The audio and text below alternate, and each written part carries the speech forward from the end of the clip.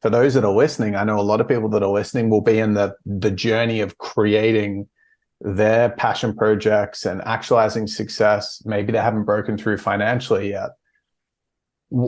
And so they look at these people and go, well, that'd be freaking awesome to have 20 or $30 million in the bank. That'd be awesome to have this massive company. What's the cost for someone that prioritizes their kind of head's attachment to material success, proving themselves, and these externals over and above their heart's truest desires? What's the cost? The cost is dying. You die without experiencing what your heart was here to experience. Like at some point, everyone's going to die, just straight up, just to really be savage about it. It's like if I went down the path of just more with the entrepreneurship, the money, the status, the significance, the sense of like importance or whatever, and then I just got to my end of my life and I died, like that reality compared to the path that I've chosen to go down, which is prioritizing experience in the present moment and all of that. I just feel like if I could split test my life, meaning like live both lives and then just go back into the spirit world or whatever and be like, which one was just more enjoyable? It's just so obvious to me, like which is.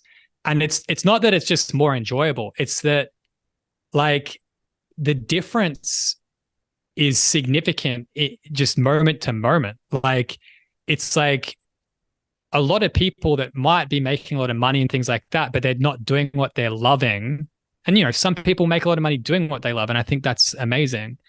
And I think making a lot of money is a great thing. It's something I still value to this day. But like, if you really just like think, like you really put your awareness on it, it's like, are you enjoying your life? Just straight up, like person listening to this now, listener, hear me now. Are you enjoying your life? Like today, did you enjoy your life up until this point? Yesterday, like tomorrow, you excited about tomorrow? You're kind of dreading tomorrow. If the answer is, I'm not really enjoying my life, you have a problem. Like, and I love you and I'm compassionate and my heart goes to you and I'm with you now, sending you love with encouragement to just consider, like, do I want to live my life not enjoying my life and consistently being in pain? Or am I committed to myself and my experience here and my life and those around me as well enough to actually make steps? And that you don't have to change overnight. You don't have to quit your job or anything like that straight away, but just to start with the awareness and then start to get an action plan in place so that maybe in 12 months or maybe less or maybe more time, you're actually in a position where you're like, you know what, I'm really glad that I made those choices 12 months ago and every day since then and every moment since then. And that I, you know, I wasn't perfect and I'm sure there are things I would do differently if I had my time again and whatever. But ultimately, I made a decision. And to the listen now, maybe now's the time to make a decision. Like, to make a decision. Like, do you want to, and even if you're kind of enjoying your life, it's like, but are you really like satisfied? And you know, so there's a few things there, and I'm not one to like, I'm not encouraging people to feel all dissatisfied with where they're at, because I think that even in a situation where you're not fully happy with like a lot of the things set up in your life, I think just with a shift of perspective or energy or, you know, spend an hour in the sun, like it can change a lot without your actual circumstances changing. But I'm just kind of a proponent of just like, I want to make my life as juicy as possible in all ways. And sometimes what's most needed is for me to not change anything, but to just see things differently. Sometimes what's needed is for me to actually be like, no, I need to change this thing. This thing is creating pain for me. And what I would actually say is like, I think the biggest thing I want to come out of this current stream of consciousness is I think that the first step is actually usually letting go of something. It's not always bringing something new in.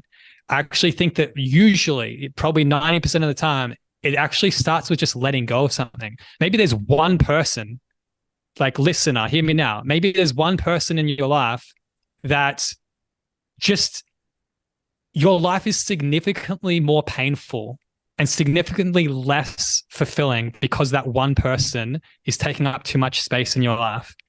Or maybe it's like one habit.